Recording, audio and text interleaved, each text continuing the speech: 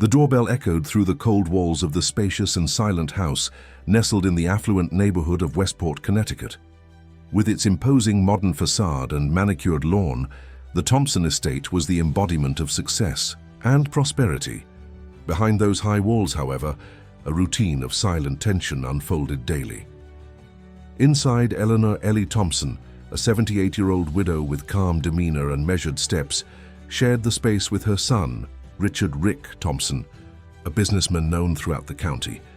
Rick maintained an impeccable appearance, tailored suits, perfectly styled hair, and a smile that had graced the cover of Connecticut Business Monthly twice in the past year. What the neighbors didn't know was that between those walls, the appearance dissolved into shouts, slamming doors and cutting words that sliced through the expensive decor and marble floors. Eleanor had lived in that house for over 40 years. She had moved there with her late husband, George, when Rick was just a boy. George had built his fortune in real estate development, transforming portions of Westport into the luxury neighborhoods they were today. When he passed away 5 years ago, Eleanor had maintained her quiet dignity, continuing her volunteer work at the local library and tending to her garden with the same care she had always shown. The garden was her sanctuary, a place where memories of George felt closer, and the growing tension with her son seemed distant. "Mom, I don't have time for this," Rick's voice carried from the study as Eleanor stood in the hallway, her hand clutching a stack of mail. "These are financial statements that need your attention," she said softly, her voice barely carrying across the space between them. "They're addressed to you, and I think you should stop going through my mail." Rick interrupted, swiveling in his leather chair to face her. His expression softened artificially, the way it did when he was about to say something particularly cutting, under the guise of concern. "Mum, we've talked about this. Your memory isn't what it used to be. Remember what Dr. Sanders said?" Eleanor's lips pressed into a thin line. "I remember perfectly well what he said and what he didn't say. He never diagnosed me with any memory issues, Richard. The first sign that something was wrong came from where least expected, the Parrot. Charlie, a vibrant blue and gold macaw, had been Eleanor's companion for over 20 years. A gift from George on their 35th wedding anniversary, Charlie was known for his chatty nature, repeating phrases Eleanor often said and entertaining visitors with his comedic quips. With time, however, he began to frequently repeat, "Don't do that! Please, stop! And don't push me!" The neighbors initially laughed at the bird's behavior, assuming they were just playful phrases Eleanor had taught him. But as the days passed, the parrot's voice became more insistent and distressed. What was once funny gradually began to seem like a disguised warning. Sarah Mitchell had lived next door to the Thompsons for nearly 15 years. A retired nurse with sharp eyes and an even sharper intuition, she had noticed the gradual change in Eleanor over the past year.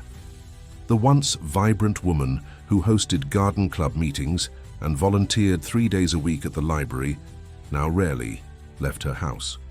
On the few occasions Sarah did see her, Eleanor seemed withdrawn, her eyes downcast, her usual warm greetings replaced with hesitant smiles that never quite reached her eyes. "Eleanor, would you like to come over for tea this afternoon?" Sarah had asked just last week, catching Eleanor as she collected her mail. "Oh, I'd need to check with Rick first," Eleanor had replied, glancing nervously toward the house.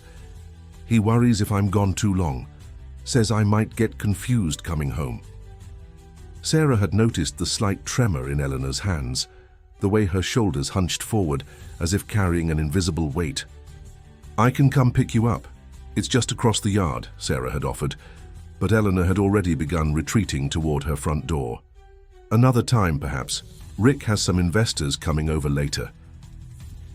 That evening, as Sarah sat on her back porch with a glass of wine, she heard Charlie the parrot squawking loudly from the Thompsons' sunroom.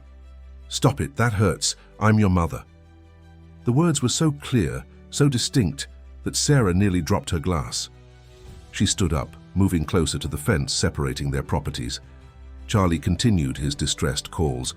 "Please, Richard, don't do this." Sarah felt a chill run down her spine despite the warm summer evening. The parrot wasn't just repeating, Random phrases. He was mimicking conversations, real conversations. Inside the Thompson house, Eleanor moved carefully through her daily routine. Wake up at 6:30 a.m., shower and dress before Rick woke up at 7:15, prepare his breakfast of 2 eggs over easy with wheat toast, no, butter just as he liked it. Then retreat to her room or the sunroom with Charlie until Rick left for work. It was easier that way, less chance of saying or doing something that would trigger his temper. "Good morning, Charlie," Eleanor whispered, as she entered the sunroom, a cup of tea in her trembling hands. The parrot bobbed his head in greeting, his bright eyes following her movements. "Good morning, Ellie. Pretty Ellie," Charlie responded, using the nickname George had always called her. Eleanor smiled, placing her tea on the small table beside Charlie's large cage. "At least you still remember the good times," she murmured, reaching through the bars to gently stroke his colorful feathers. The sound of heavy footsteps made Eleanor withdraw her hand quickly. Rick appeared in the doorway, his 6.2 frame filling the space. Dressed in a navy suit that probably cost more than most people's monthly mortgage payments, he exuded the confidence of a man accustomed to control. "I'm heading out. I'll be late tonight. Dinner with the Prestons about the waterfront development," he said, not quite meeting her eyes. "I left the number for the pharmacy on the counter. Your prescription should be ready." Eleanor nodded. "Thank you, Richard." She wanted to ask which prescription. She didn't remember the doctor calling in anything new, but the words died in her throat. Better not to question. Better not to risk his mood shifting. "And Mom," Rick added, his voice taking on that patronizing tone that made Eleanor feel like she was shrinking. "Remember that Angela is coming at noon to clean. Don't get in her way like last time." Before Eleanor could respond, Charlie suddenly squawked loudly, "Don't talk to her like that. She's not stupid." Rick's face darkened as he glared at the bird. "That thing needs to go. I've told you before. Charlie was your father's gift to me," Eleanor said, her voice finding a rare moment of firmness. "He stays." Something flashed in Rick's eyes, anger, certainly, but something else too. Calculation, planning. He checked his watch and his expression cleared. "We'll discuss it later. Take your pills, Mum, all of them." After he left, Eleanor sat in silence for several minutes, her tea growing cold. She couldn't remember when things had changed so dramatically with Rick. After George died, he had been supportive, helping with funeral arrangements and visiting regularly. Then, about a year ago, he had suggested selling his condo and moving in to help take care of her. At first it had seemed like a blessing, but slowly, surely, control had slipped from her fingers. Access to her bank accounts, just to help. "Manage the bills, Mom." Her car keys. "Your reaction time isn't what it used to be." Her social circle. "Those garden club ladies are just using you for your money." Her medication. "You can't keep track of all these pills." Charlie hopped closer to the edge of his cage, tilting his head as he studied Eleanor. "Ellie sad? Ellie sad?" he chirped. Eleanor reached for him again, finding comfort in the warm feathers beneath her fingertips. "Yes, Charlie. Ellie is sad." Outside, Sarah Mitchell stood at her kitchen window, watching the Thompson house with growing concern. Something wasn't right, and she couldn't shake the feeling that Eleanor needed help. The question was, how do you help someone who can't or won't ask for it? And what exactly was happening behind those perfectly maintained walls? Sarah Mitchell couldn't stop thinking about what she'd heard from Charlie the parrot. Those phrases weren't random, they were too specific, too desperate. After a restless night, she decided to reach out to another neighbor, Barbara Wilson, who had lived in the neighborhood even longer than Sarah. "I'm worried about Eleanor," Sarah confessed, as they sat on Barbara's front porch, iced teas sweating in their hands despite the early hour. "Have you noticed anything off about her lately?" Barbara sighed, setting her glass down carefully on the wicker table between them. "I've been wondering the same thing. She used to be so involved in everything. The garden club, the library fundraisers, even that literacy program at the elementary school. Now I barely see her.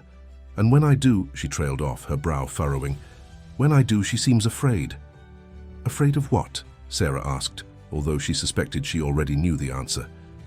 "Or whom?" Barbara glanced toward the Thompson house, visible just down the street. "Rick moved in, about a year ago? Eleanor started cancelling plans shortly after, said she was feeling tired, needed to rest more. But George was gone for 4 years before that, and she managed just fine on her own. Sarah leaned forward. Barbara, I heard Eleanor's Parrot yesterday. He was repeating things, disturbing things. Stop it, that hurts, and I'm your mother, in what sounded exactly like Eleanor's voice. Barbara's eyes widened. You don't think... I don't know what to think. Sarah admitted. But something's not right in that house. Inside the Thompson house, Eleanor was attempting to water her beloved orchids when Rick strode into the sunroom. Mom, where's the folder from Sanderson Financial? It was on my desk. His voice was controlled but tight with irritation. Eleanor turned slowly, careful not to spill water on the polished hardwood floor. I haven't touched anything on your desk, Richard. You know I don't go into your office anymore. Not since he'd accused her of snooping through his papers and installed a lock on the door. Rick's jaw tightened. It didn't just walk away on its own, and Angela doesn't clean in there. Perhaps you filed it somewhere and forgot? Eleanor suggested gently. It was the wrong thing to say. Rick's face flushed. I don't forget things, Mother. I'm not the one with memory issues. He stepped closer, his voice dropping to a whisper, despite them being alone in the house. This is important. Those documents detail your investment portfolio, the one I've been managing since Dad died, the one that's keeping this house running and paying for all your medical bills. Eleanor felt her heart racing. Medical bills? But my Medicare covers most everything, and we have the supplemental policy that George set up. Do you have any idea how expensive your medications are? The special vitamins, the consultations with Dr. Sanders that insurance won't cover? Rick ran a hand through his perfectly styled hair, messing it slightly in a rare show of genuine agitation. Look, just tell me if you moved the folder. I won't be angry. I just need it for a meeting tomorrow. I didn't touch it, Richard. I promise. Eleanor's voice was barely audible. Charlie, who had been unusually quiet during their exchange, suddenly flapped his wings and squawked loudly. Leave her alone, she didn't do it. His voice was an uncanny imitation of George's deeper tones, a phrase Eleanor hadn't heard in years, from a time when George would intervene in arguments between Rick and his sister Jennifer before she moved to California. Rick's expression darkened as he turned toward the cage. That bird is becoming a problem. He checked his watch. I need to make some calls. Keep looking for that folder. It has to be somewhere in this house. After he left, Eleanor sank onto the wicker chair beside Charlie's cage, her hands trembling so badly she had to set the watering can on the floor. Oh, Charlie, she whispered, what are we going to do? Outside the Thompson residence, life continued its suburban rhythm. Gardeners trimmed hedges, mail carriers delivered packages, and children rode bikes along the tree-lined streets. But Sarah Mitchell had begun a quiet campaign. After her conversation with Barbara, she'd spoken with 2 other neighbors, Tom and E. Lisa Harrington across the street, and Michael Chen, whose property backed up to the Thompsons. Just keep an eye out, she told them, and if you hear anything concerning, let me know. It was Michael who witnessed the next troubling incident. An avid gardener, he was tending to his tomato plants when he heard raised voices from the Thompsons' back patio. Ducking behind his garden shed, he could see Rick gesturing angrily while Eleanor stood with her head bowed, a prescription bottle clutched in her hand. These aren't my regular pills, Eleanor's voice carried faintly across the space. They look different. For God's sake, Mother, the pharmacy changed manufacturers. It's the same medication, just a different company making it. Do you think I'm trying to poison you or something? The sarcasm in Rick's voice was cutting. No, of course not, but nothing. You need to take your medication. Dr. Sanders was very clear about what could happen if you don't stay on your regimen. Rick snatched the bottle from her hand, opened it, and shook out 2 pills into his palm. Take them. Now. Eleanor hesitantly accepted the pills, looking at them dubiously before placing them in her mouth. Rick handed her a glass of water, watching intently as she swallowed. All of it, he instructed, and Eleanor dutifully drank the entire glass. Good, I'll be in my office and don't disturb me. I have to find that folder you misplaced. As Rick walked back into the house, Eleanor remained standing on the patio, her expression lost and confused. Charlie, whose cage had been moved outside to catch the morning sun, began a new chant. Not my pills, wrong pills. Michael Chen frowned deeply, pulling out his phone to text Sarah. Something was definitely wrong at the Thompson house.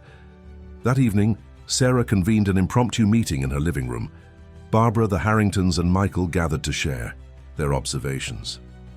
She used to be so independent, Lisa Harrington said. Remember how she organized that fundraiser for the library expansion all by herself after George died? She said it gave her purpose. And now she barely leaves the house, Tom added. I offered to drive her to the grocery store last month when I saw her checking her mailbox, and she looked terrified at the suggestion. Michael shared what he'd witnessed that morning.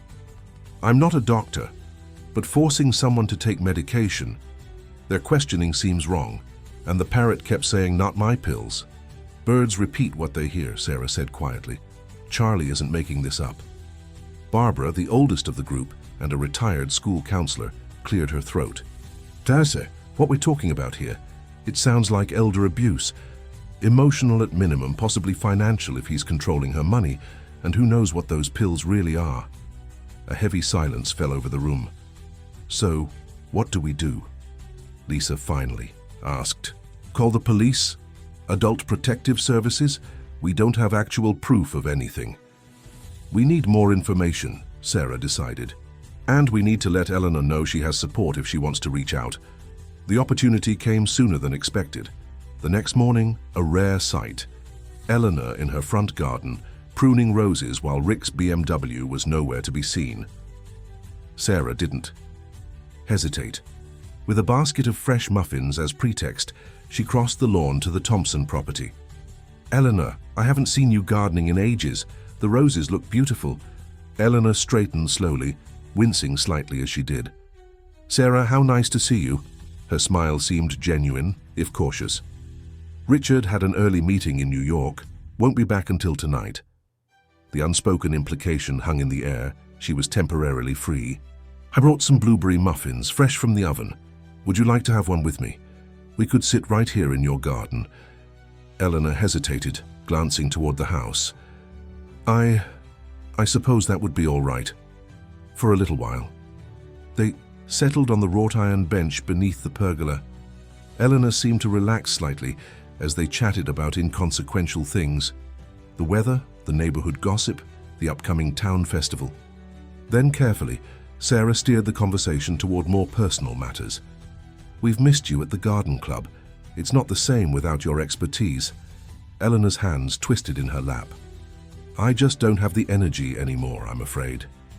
Eleanor, Sarah said gently, we're worried about you. Several of us have noticed changes. You're not yourself. And we've heard Charlie saying some concerning things. Eleanor's face paled. Charlie talks too much. She tried to laugh, but it came out brittle. Birds, you know. They repeat everything. Including, stop it, that hurts, and don't push me.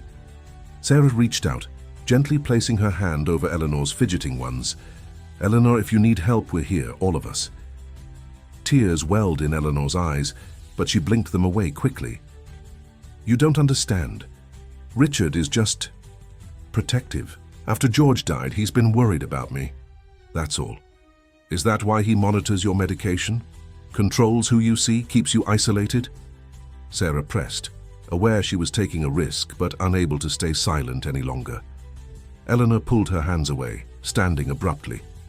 I should get inside. I have things to do before Richard returns. Sarah stood as well. Eleanor, please, we want to help. You can't help. Eleanor's voice dropped to a whisper. Nobody can. He has power of attorney. He has Dr. Sanders saying I'm in cognitive decline. He has everything in his control. The admission hung in the air between them, confirmation of their worst fears. Before Sarah could respond, the sound of tires on gravel made them both turn. Rick's BMW was pulling into the driveway, hours earlier than expected. You need to go, Eleanor said urgently, real fear flashing across her face. Please, go now. Sarah hesitated, then nodded, pressing a small card into Eleanor's hand. My number, day or night. And Eleanor? Charlie isn't the only one who can speak up. As Sarah walked briskly back to her own home, she heard Rick's voice carrying across the lawn. "Mom, who was that? What did she want?" Eleanor's response was too quiet to hear, but Sarah didn't need to hear it to know that something needed to be done. And soon. Inside her home, she picked up her phone and dialed Barbara. "We need a plan," she said without preamble, "and we need it now." It happened on a Tuesday morning just before 10 a.m. The quiet of Westport's affluent beachside avenue was shattered by shouting from within the Thompson residence. "You understand nothing. You're always getting in my way." Rick's voice boomed, carrying through the open windows of the sunroom where Eleanor had been reading. Sarah Mitchell, who was deadheading her hydrangeas in the front garden, froze at the sound. Then came a crash, followed by the high-pitched screech of Charlie the Parrot. "Don't do that! Stop!" Without hesitation, Sarah dropped her gardening shears and pulled out her phone, sending a rapid text to Barbara, who lived just 3 houses down. Within minutes, Barbara appeared, followed shortly by Michael Chen, who had been working from home that day. The 3 neighbors stood at the edge of the Thompson property, listening as the commotion intensified. "I'm calling Lisa," Barbara whispered, referring to Lisa Harrington. "She's a paralegal. She'll know what we should do." But before she could make the call, the Parrot's voice cut through the air again, unnervingly clear. "Don't push me. I'm... your mother, help!" Sarah didn't think twice. She pulled out her phone and began recording. Rick's voice was distinct, alternating between accusations and commands. Eleanor's voice was barely audible, muffled by what sounded like crying, and occasionally by the metallic sound of Charlie's cage rattling. The Parrot kept screaming, short, repetitive, but terrifying phrases. "Don't push. Help. Ellie hurt." It was enough. Michael Chen, the youngest of the group and normally the most reserved, pulled out his own phone. "I'm calling 911, he said firmly. "This isn't right." The response was swift. Within 12 minutes, 2 patrol cars from the Westport Police Department pulled up to the Thompson residence. Officer Diane Carter, a veteran of the force with 15 years of experience, approached the 3 neighbors first. "We received a call about a potential domestic disturbance," she said, her expression professionally neutral. "Can you tell me what you heard?" Sarah held out her phone. "I recorded it. The son, Richard Thompson, has been controlling his mother, isolating her, and now this." Officer Carter listened to the recording, her expression growing more concerned with each passing second. "Wait here," she instructed, then signaled to her partner, Officer James Rodriguez. Together, they approached the front door of the Thompson house. Rick answered the door with a practiced smile that didn't reach his eyes. At 45, he carried himself with the confident air of someone accustomed to being in charge. His surprise at seeing police officers on his doorstep was quickly masked by a veneer of cooperation. "Officers, is there a problem?" "We received a call. It's about a disturbance at this address," Officer Carter explained. "Mind if we come in and speak with you and your mother?" Rick's smile tightened almost imperceptibly. There must be some mistake. "Everything's fine here. My mother and I were just having a discussion about her medication. She gets confused sometimes." "Nevertheless, we'd like to speak with her," Officer Rodriguez said firmly. "Department policy." Rick hesitated, then stepped aside with obvious reluctance. "Of course. She's in the sunroom. But I should warn you, she's been having a difficult day. Her doctor has been concerned about early-stage dementia." The officers exchanged glances, but said nothing as they followed Rick through the immaculate house. In the sunroom, Eleanor sat in a wicker chair, her hands trembling slightly in her lap. At 78, she still maintained the elegant posture of the former ballet dancer she was, but her eyes were downcast and her face was pale. Charlie's cage stood nearby, the Parrot uncharacteristically silent now, watching the newcomers with wary eyes. "Mrs. Thompson?" Officer Carter approached her gently. "I'm Officer Carter with the Westport Police. Are you all right, ma'am?" Eleanor glanced nervously at Rick, who stood in the doorway, arms crossed. "I'm fine, just a little tired today." "Mother has good days and bad days," Rick interjected smoothly. "Today isn't one of her better ones, I'm afraid." Officer Rodriguez moved to position himself subtly between Rick and Eleanor. "Mrs. Thompson, would you mind if we spoke with you privately for a moment?" Again, that nervous glance toward her. "Son, I suppose that would be all right." Rick stepped forward. "I don't think that's necessary. As her caretaker and power of attorney, I should—" "Sir," Officer Carter interrupted firmly, "standard procedure in these situations is to speak with all parties individually. If you could wait in the living room, my partner will join you shortly." For a moment it seemed Rick might refuse, but then he nodded stiffly. "Of course, I have nothing to hide." After he left, Eleanor seemed to shrink further into her chair. "He'll be angry," she whispered, so softly Officer Carter had to lean forward to hear her. "He doesn't like when I speak to people without him present. Mrs. Thompson, your neighbors heard shouting and expressed concern for your welfare. They also recorded some disturbing phrases from your parrot." As if on cue, Charlie suddenly squawked, "Stop it, Richard, that hurts." Eleanor's eyes filled with tears. "Charlie repeats everything," she said weakly, sometimes out of context. Officer Carter pulled up a chair to sit across from Eleanor. "Mrs. Thompson, Eleanor, I need you to be honest with me. Are you afraid of your son?" The direct question seemed to catch Eleanor off guard. She opened her mouth, closed it, then looked over at Charlie's cage. The parrot watched her silently, head tilted. For a long moment, the only sound was the gentle whirring of the ceiling fan. Then, almost imperceptibly, Eleanor nodded. "He's changed," she whispered, "since he moved in. At first, it was little things, suggesting I was forgetting appointments, misplacing items. Then he convinced Dr. Sanders I needed special medication. He took my car keys, my credit cards. My friends stopped calling because he always answered the phone." She looked up, her eyes suddenly clear and focused. "I'm not confused, officer. I know exactly what's happening. He's trying to control everything. My house, my money, my life. But I can't prove it. Who would believe me over him? He's respected in the community. I'm just an old woman who might be losing her mind." "I believe you," Officer Carter said simply. Outside the Thompson residence, more neighbors had gathered. Tom Harrington had arrived, along with his wife Lisa, who had brought a folder of notes she'd been keeping about the Thompson situation. Sarah, Barbara, and Michael explained what had happened to the growing group. "I knew something wasn't right," Tom said grimly. "The way she flinches when he raises his voice, it reminded me of cases I saw when I worked at the hospital." "Do you think they'll do anything?" Barbara asked anxiously. "Or will Rick just talk his way out of it?" Lisa, with her legal background, frowned thoughtfully. "It depends on what Eleanor tells them. In elder abuse cases, victims often deny everything out of fear or shame. If she won't speak up, then we'll speak for her," Sarah said firmly. "All of us. We've all seen things, heard things." Inside, Officer Rodriguez was conducting his own interview with Rick in the living room. "Mr. Thompson, we understand you. Have power of attorney for your mother." Rick nodded, his posture relaxed but his eyes watchful. "Yes, for about 9 months now. After she had a fall last year, her doctor recommended it. She's been showing signs of cognitive decline." "And you manage her finances?" "Of course, she can't be expected to handle complex financial matters in her condition." Officer Rodriguez made a note. "What medication is your mother currently taking?" Rick rattled off a list of medications that sounded impressive but vague. "Primarily for anxiety, mild depression, and to slow the cognitive decline.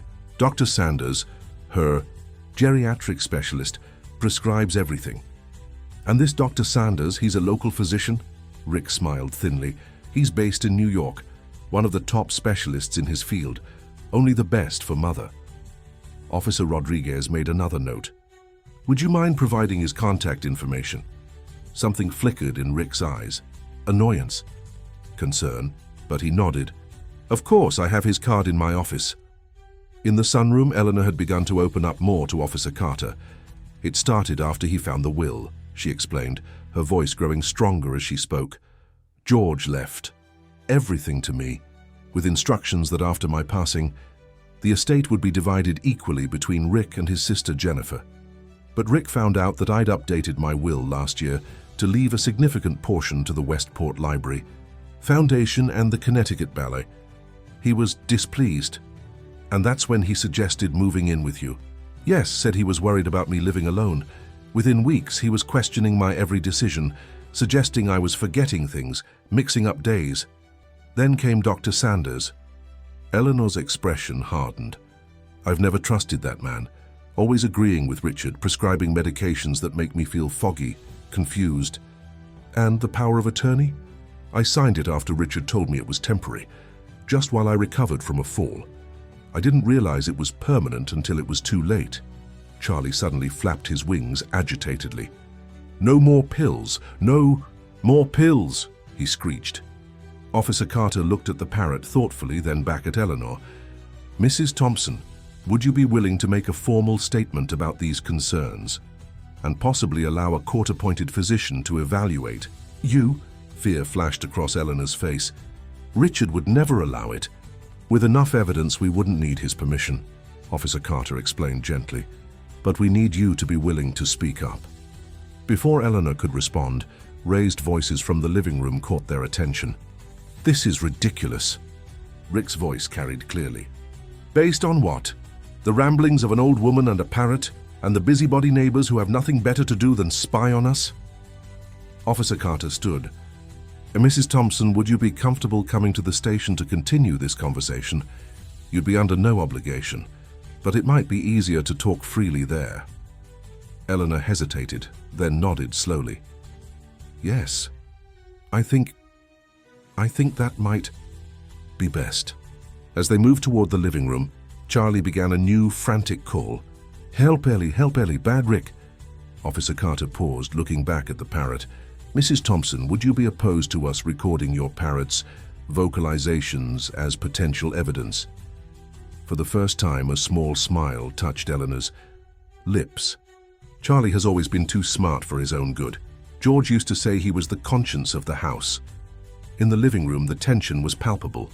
Rick stood with his arms crossed, glaring at Officer Rodriguez. I want to speak to your supervisor. This is harassment. Sir, we're conducting a routine investigation based on a credible report. Credible? From whom? Those neighbors who've always been jealous of our family's success. Rick's face was flushed with anger. Or my mother, who, with all due respect to her, isn't always oriented to reality these days. The sight of Officer Carter entering with Eleanor halted his tirade momentarily. Mother, what's going on? Helena straightened her shoulders, meeting her son's gaze directly for perhaps the first time in months. I'm going to the police station to make a statement, Richard. The color drained from Rick's face. That's not necessary. Officers, surely, we can resolve this misunderstanding here. Mr. Thompson, Officer Carter said firmly, this isn't a misunderstanding. We have reason to believe there may be a case of elder abuse occurring in this home. You're welcome to follow us to the station, preferably with your attorney. This is absurd. I've done nothing but care for her. As Rick's voice rose, Charlie's screeches from the sunroom grew more frantic. Liar! Liar! Hurt Ellie! Rick spun toward the sound, his face contorted with rage. That bird is the problem. It's confused her, made her think things are happening that aren't. Actually, Officer Rodriguez said, parrots repeat what they hear. They don't make things up. Outside, the gathered neighbors watched as Eleanor was escorted to a police cruiser, Charlie's cage carefully carried by Officer Carter. Rick followed, in a separate vehicle already on his phone, presumably calling his attorney. Do you think she'll be okay? Barbara asked anxiously. Sarah watched the police car pull away, her expression determined. She will be, because this time she's not alone. Behind the Thompson house, the late morning sun cast long shadows across the garden Eleanor had lovingly tended for decades. In the dappled light beneath an old oak tree, a small stone bench bore a simple inscription, To Ellie, my love grows with each passing season. George. For the first time in months, it seemed possible that Eleanor might sit there again in peace. The Westport police station was bustling with activity as Eleanor Thompson sat in a small interview room, Charlie's cage placed carefully on a chair. Beside her, Detective Amelia Foster, a specialist in elder abuse cases, had been called in to handle the situation. With kind eyes but a no-nonsense demeanor, she created an atmosphere where Eleanor felt safe enough to begin sharing her story. Mrs. Thompson, I'd like you to take your time and tell me about your relationship with your son, Detective Foster said, a digital recorder placed on the table between them. Eleanor took a deep breath, her hands still trembling slightly, but her voice growing steadier with each word. Richard was always ambitious, even as a child. George, my husband, used to say Rick had a fire in him that could either warm a room or burn it down. She glanced at Charlie, who watched her attentively. After George passed 5 years ago, Rick was supportive at first, called regularly, helped with arrangements, but he also began asking questions about the will, about investments, about the house. Detective Foster nodded encouragingly. When did things change? About 14 months ago, Rick discovered I'd updated my will. I've always supported the arts. The Connecticut Ballet gave me so much joy when I was younger, and the Westport Library was George's passion. I wanted to leave significant bequests to both. Rick was displeased. Eleanor's face clouded with the memory. He started suggesting I wasn't thinking clearly, that grief had affected my judgment. Then came the accidents. A broken vase he claimed I'd knocked over but couldn't remember. Missed appointments I was certain I hadn't made. Confusion about days and times.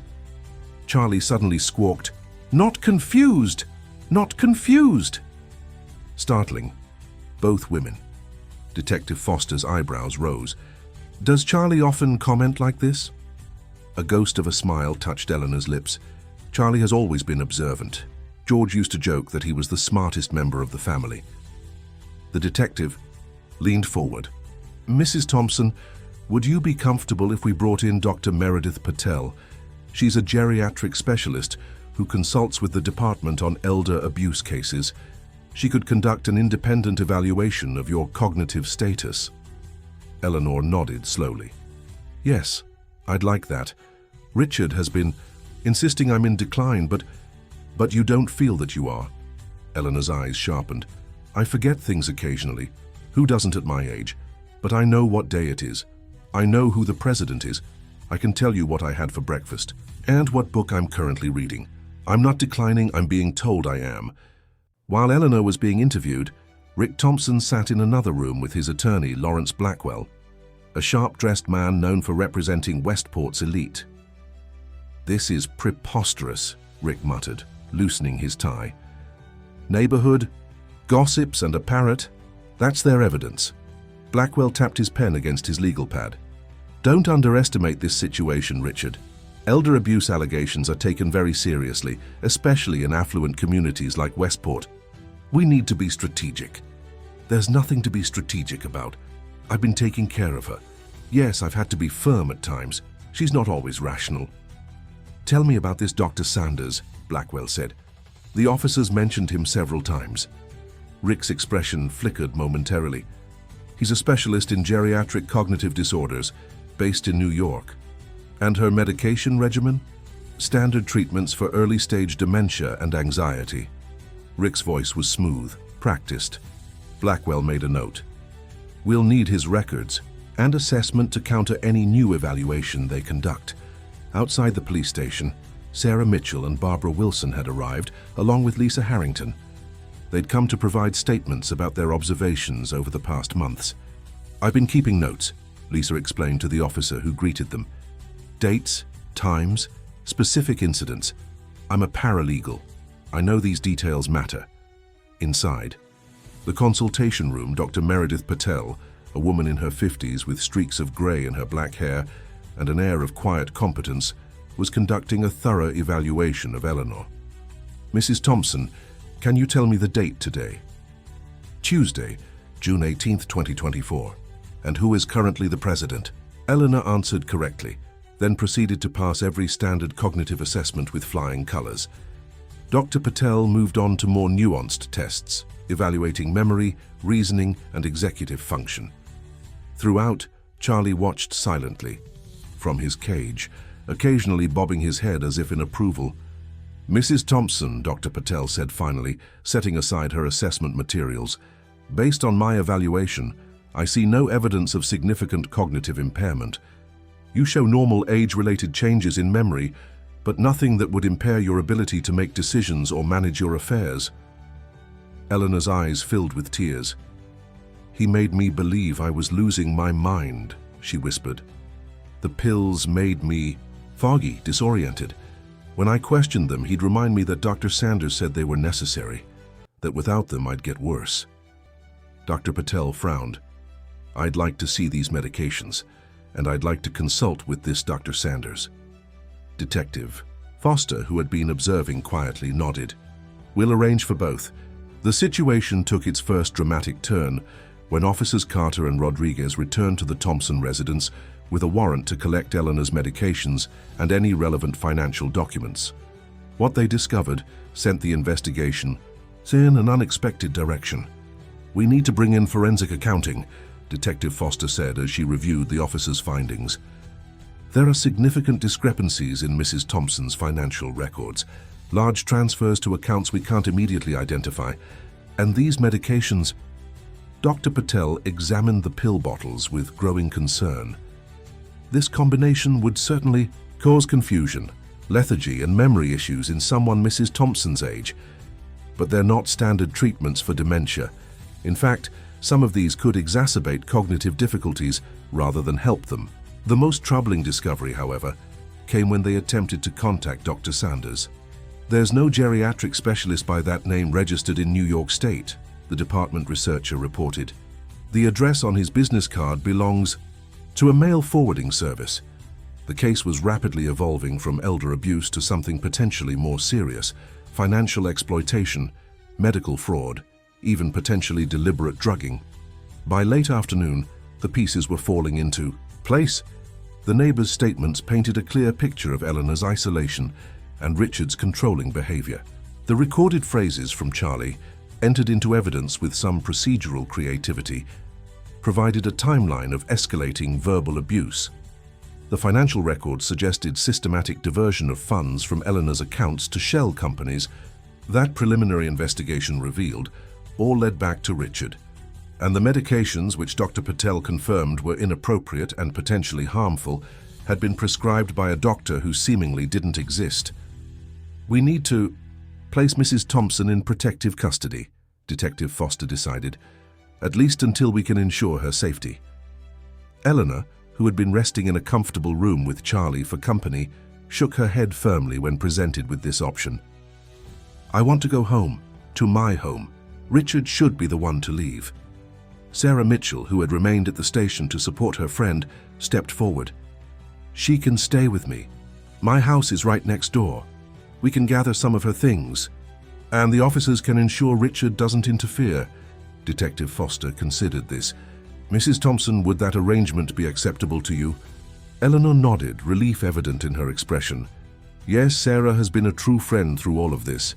The confrontation came as evening fell. Richard Thompson released after hours of questioning but under strict orders not to contact. His mother, or return to her home, ignored those instructions and went directly to the Thompson residence. He found police officers waiting, along with Sarah and Eleanor, who had come to collect essential belongings. "Mother," Rick said, his voice a forced calm that didn't reach his eyes, "this has gone far enough. You're confused. These people are taking advantage of you." Eleanor, standing in the foyer of the home she had shared with George for 4 decades, looked at her son with clear eyes. "No, Richard. I'm not confused. Not anymore." Rick's facade cracked slightly. "You need your medication. Dr. Sanders was very specific." "Dr. Sanders doesn't exist," Detective Foster cut in, stepping between them. "Mr. Thompson, you were instructed not to come here." Rick ignored her, focusing on Eleanor. "All I've done is try to take care of you. After everything I've sacrificed moving in here, managing your affairs, managing her finances into your own accounts, you mean?" Officer Carter said. "We've seen the transfers, Mr. Thompson." Rick's face flushed. "Those are legitimate business. Investments. Mother agreed to all of them." "No," Eleanor said softly but firmly. "I never agreed to any transfers. You told me the papers were for household expenses, for medical bills." "Which brings us to those medical bills," Detective Foster added. "For a doctor who doesn't appear to exist, prescribing medications that no legitimate physician would combine, for a patient Mrs. Thompson's age." Rick's confident demeanor was crumbling visibly. "This is ridiculous. I want my attorney present." Before any further discussion, from his cage near the door, Charlie suddenly squawked loudly, "Pad Rick, steal money, hurt Ellie." Rick turned to glare at the bird. "That thing should be put down. It's nothing but a nuisance." "Actually," Dr. Patel said, having joined them at the house to review Eleanor's actual medication needs, "Charlie here might be the star witness in this case. Parrots don't lie, Mr. Thompson. They repeat what they hear." The following days brought revelation after revelation. With a forensic accountant diving into the Thompson finances, the full scope of Rick's scheme began to emerge. He had systematically transferred over $2.4 million from Eleanor's accounts to shell companies he controlled. He had attempted to refinance her house, valued at nearly $5 million, without her knowledge, using the forged power of attorney. The most disturbing discovery came when investigators located the real source of Eleanor's medications, a pharmacist in New Haven who had lost his license 3 years earlier for illegal prescription practices. Paid in cash, he had provided Rick with a combination of drugs designed to induce symptoms that mimicked cognitive decline. "He was trying to make me appear incompetent," Eleanor said quietly when Detective Foster shared this finding, "so he could control everything." "And eventually have you declared legally incapacitated," Detective Foster confirmed. "Based on our investigation, he was already preparing the paperwork with the help of an unscrupulous attorney." Sarah, who had been by Eleanor's side throughout, squeezed her friend's hand. "But he didn't succeed. You're stronger than he knew."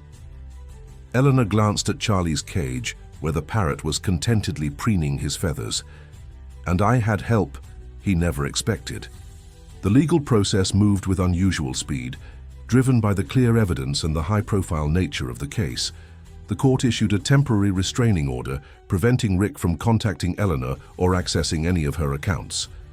A forensic, psychological evaluation confirmed what Dr. Patel had already determined.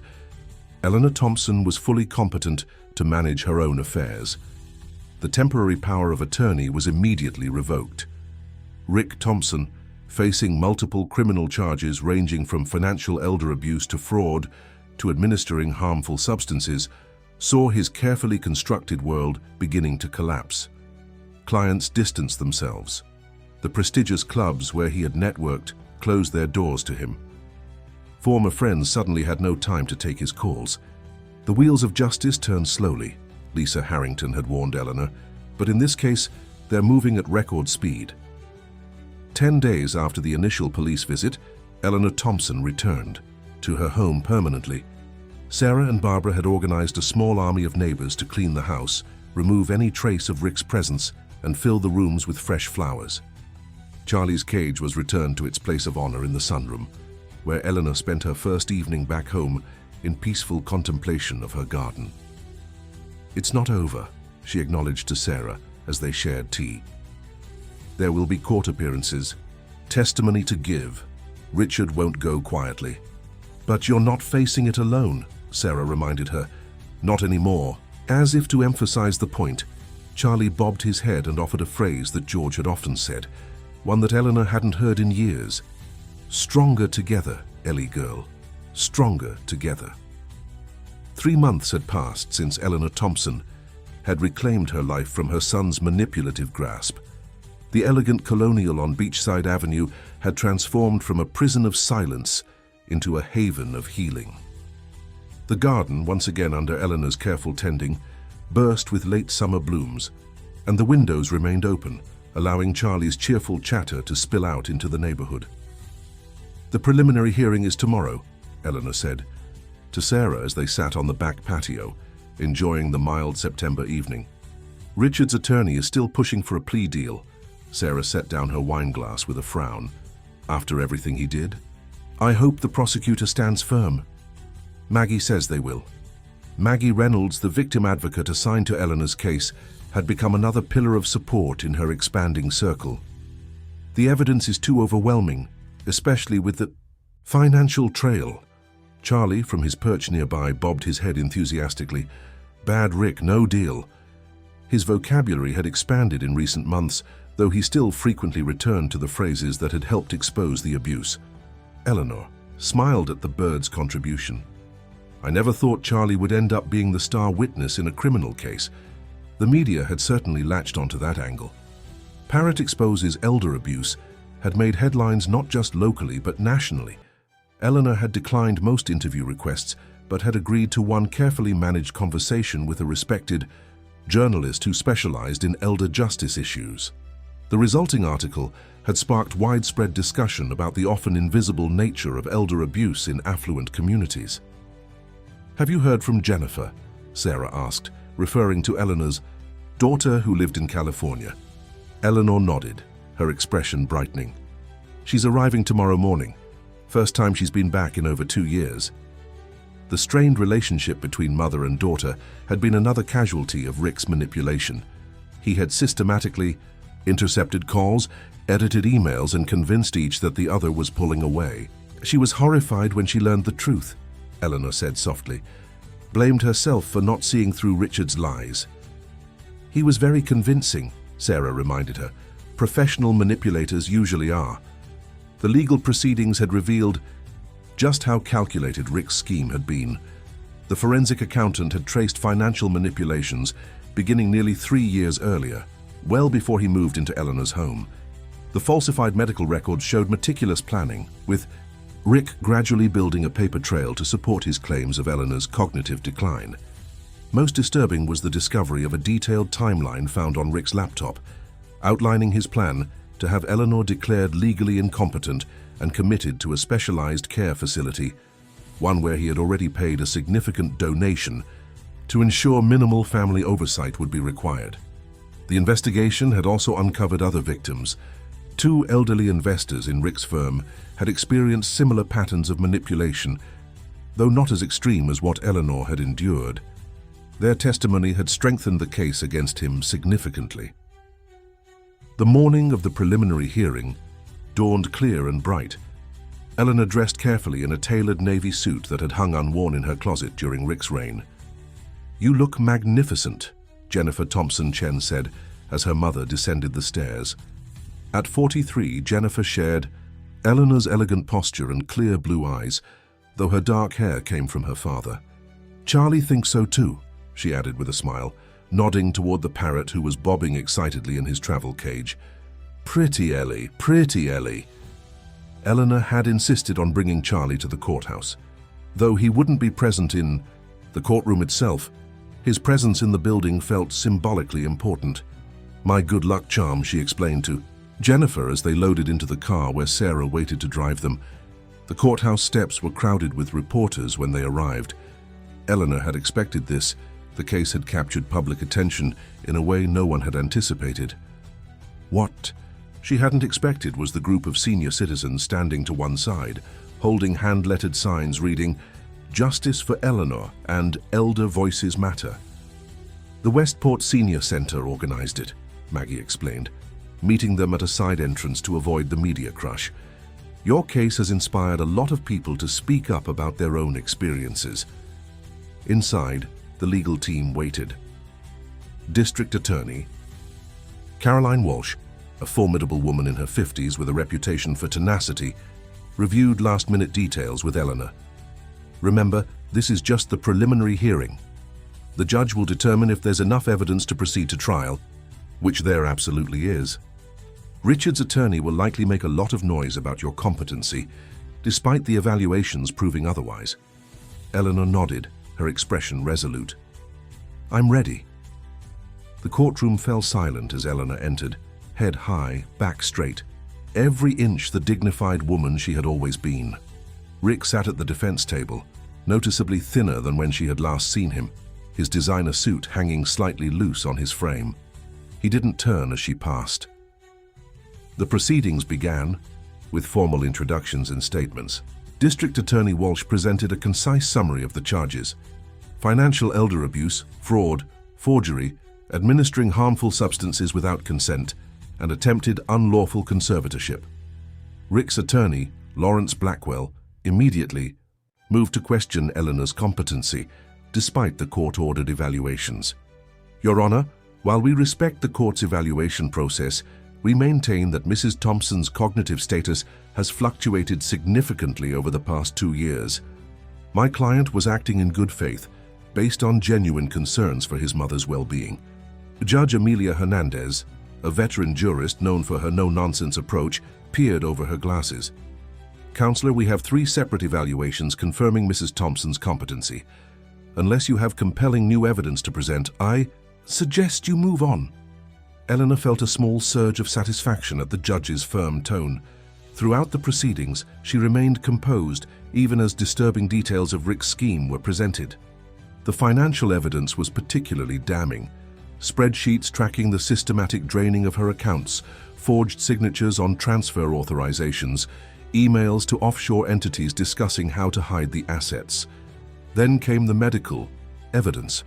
Dr. Patel testified about the inappropriate medication regimen, explaining in clear terms how the combination would induce confusion, lethargy, and memory problems that could mimic dementia. In my professional opinion, she stated firmly, Mrs. Thompson was being deliberately over-medicated to create symptoms that would support claims of cognitive decline. When it was Eleanor's turn to testify, she spoke clearly and directly, describing the gradual escalation of Rick's controlling behavior. At first, it was small things, suggesting I'd forgotten appointments I knew I hadn't made, moving items and claiming I'd misplaced them. Then came the pills, which made me feel foggy and confused. When I questioned them, he'd remind me that Dr. Sanders said they were necessary. And how did you begin to realize what was happening? District Attorney Walsh asked. Eleanor's expression softened slightly. Charlie, my parrot. He began repeating things Richard said when he thought no one was listening. Threats, harsh words. The neighbors heard him too. It made me question everything Richard had been telling me. On cross-examination, Blackwell tried to suggest that Eleanor had misinterpreted normal caregiving as controlling behavior.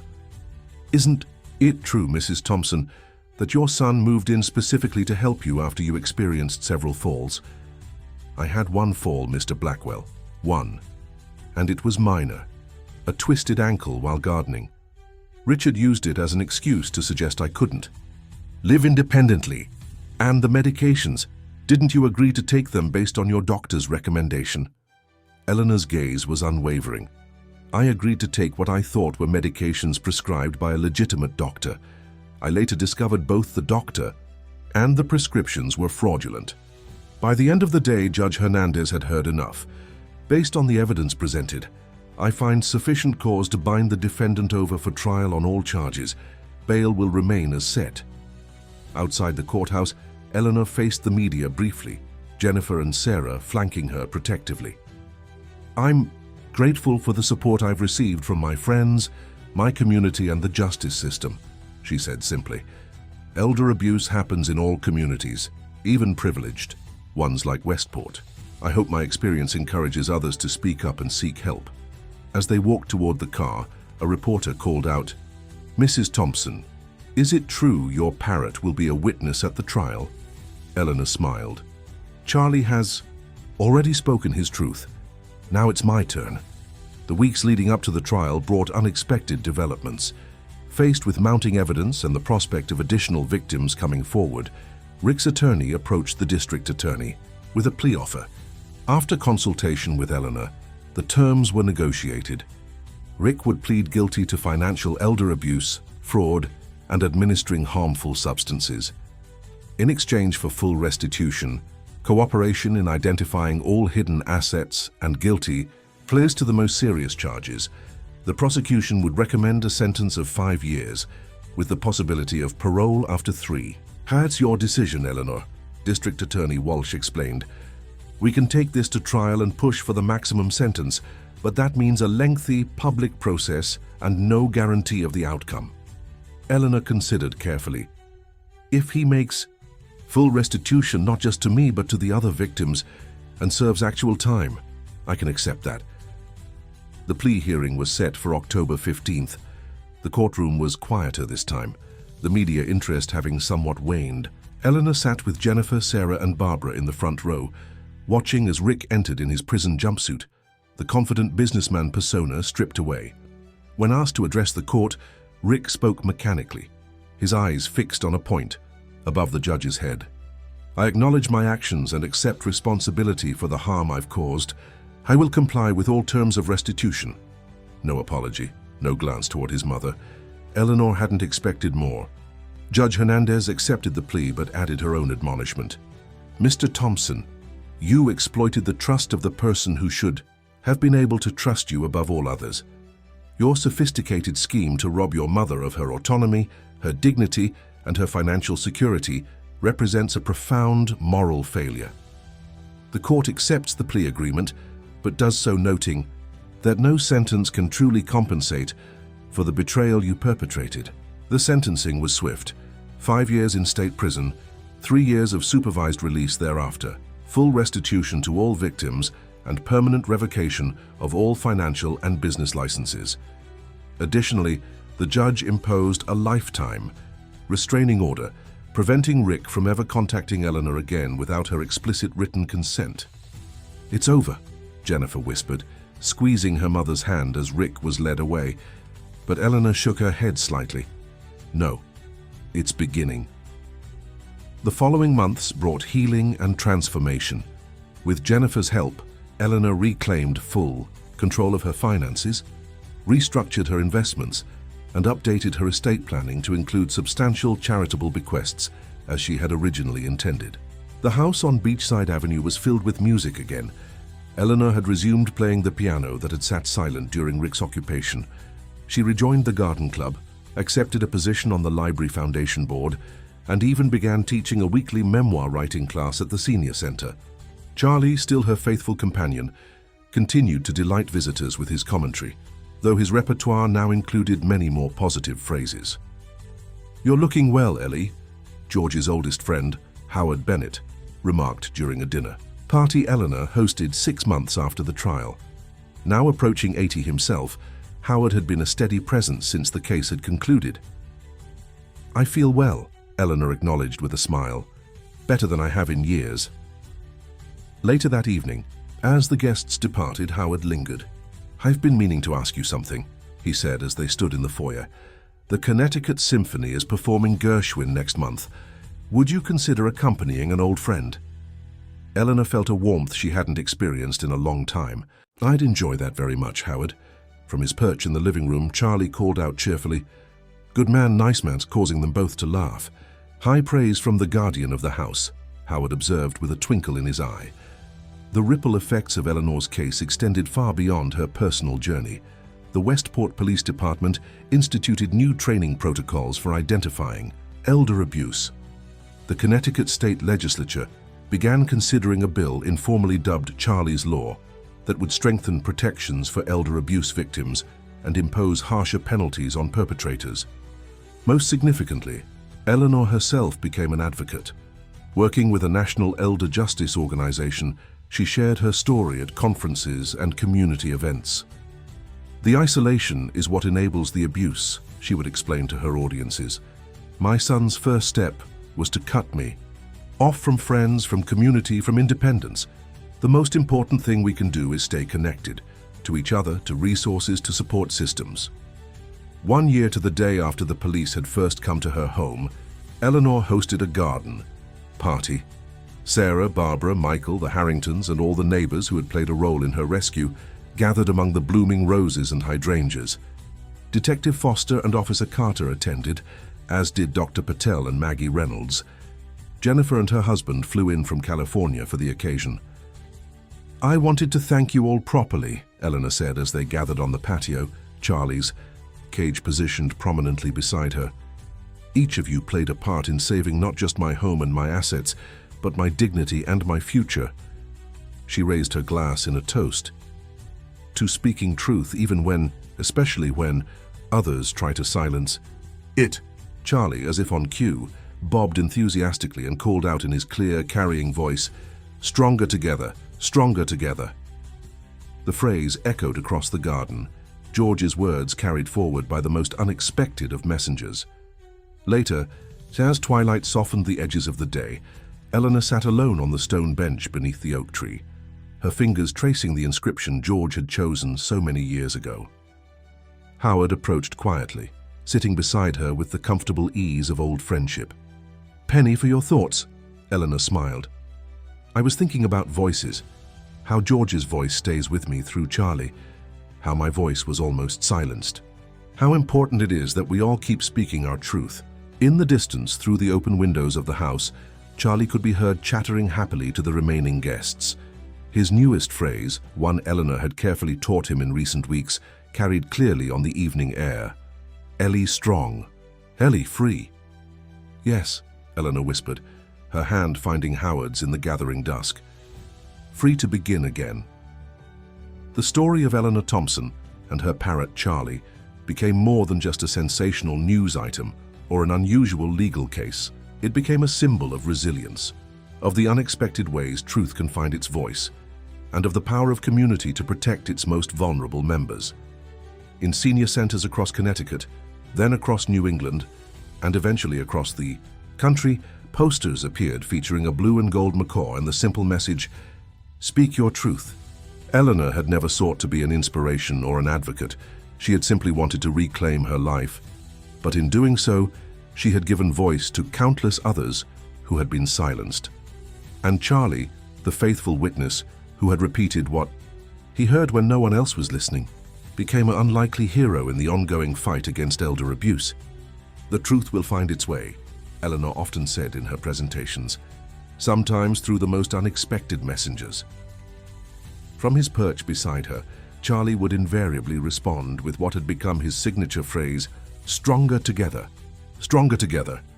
And audiences everywhere would smile, recognizing the profound wisdom in those simple words, repeated by a